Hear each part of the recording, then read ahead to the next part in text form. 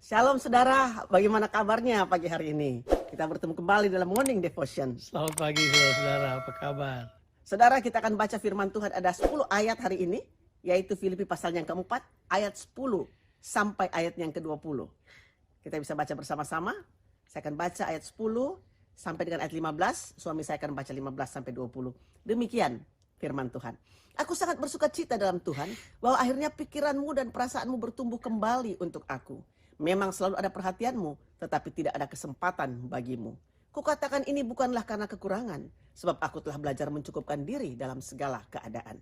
Aku tahu apa itu kekurangan, dan aku tahu apa itu kelimpahan.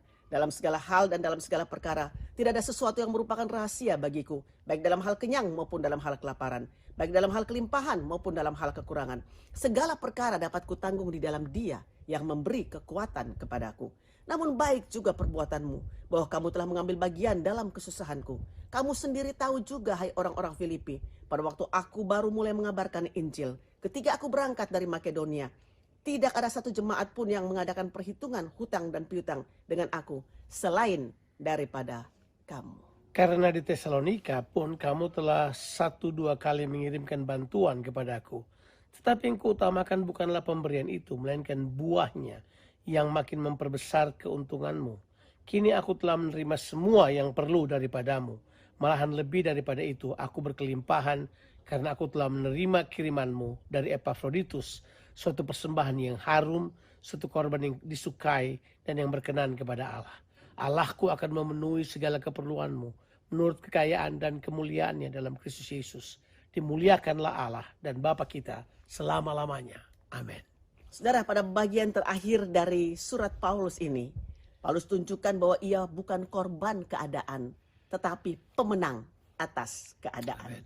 Dia tidak harus dimanja untuk menjadi puas. Dia menemukan kepuasan atau contentment dalam sumber-sumber spiritual yang disediakan oleh Tuhan Yesus Kristus. Paulus belajar untuk menjadi puas, konten, dan juga mencukupkan diri. Kata puas ataupun kata konten atau kata mencukupkan diri ini itu berasal dari bahasa Yunani yang artinya adalah autarkes, dari kata auto, sendiri. Itu dalam terjemahan bahasa Inggrisnya adalah self-sufficient. Dalam bahasa Indonesia mungkin lebih cocok swasembada. Itu berarti ada self-support, ada sesuatu dari dalam sendiri yang melakukannya. Jadi rupanya Paulus mengetahui bahwa dia merasa cukup, dia merasa puas, content itu disebabkan karena ada yang mengisi dirinya. Kata autarkes itu sebenarnya berasal dari kata dasarnya adalah contain, sesuatu yang mengisi, ya. Konten, kalau misalnya buku ini kontennya ini, isinya ini, ada isinya. Jadi Paulus tahu apa yang mengisi dirinya. Dia tahu persis yang mengisi dirinya siapa coba. Yang mengisi dirinya adalah pribadi yang itu sanggup, yang cukup, yang berkuasa. Yesus Kristus berdiam dalam dirinya. Tapi ada 2 kata yang saya mau saudara perhatikan. Paulus berkata, aku telah belajar untuk mencukupkan diri. Jadi yang pertama belajar, yang kedua mencukupkan diri. Nah, belajar ini yang kita perlu kembangkan dalam diri kita.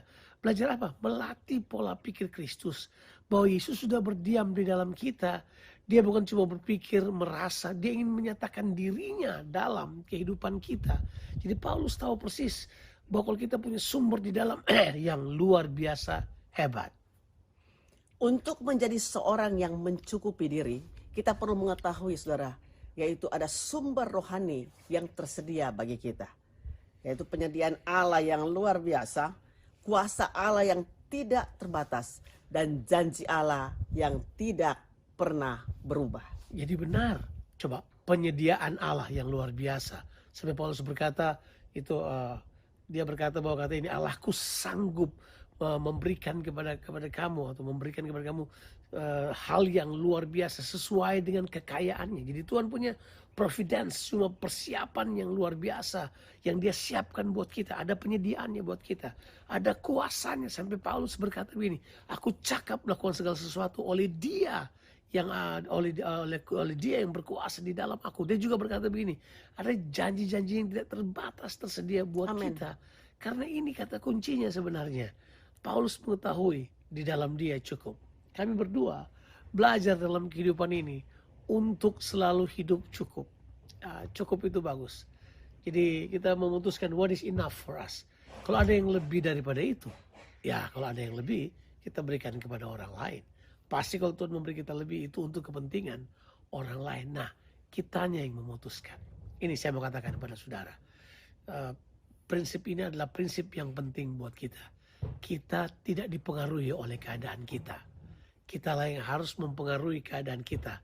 Karena dia yang berdiam dalam kita. Masih ingat istilah ini? Bedanya termometer sama termostat? Kita bukan termometer yang dipengaruhi oleh suhu. Kita termostat yang mengatur suhu di sekitar kita. Itu yang penting buat kehidupan kita. Saudara, mari kita masuki hari ini, saudara. Janji Tuhan dalam kehidupan kita selalu ya dan amin. Amin. Janjinya tidak pernah berubah. Dan kalau Tuhan berjanji buat kehidupan saudara dan saya, Tuhan sendiri yang akan menyediakannya. Tuhan Yesus memberkati kita. Amin.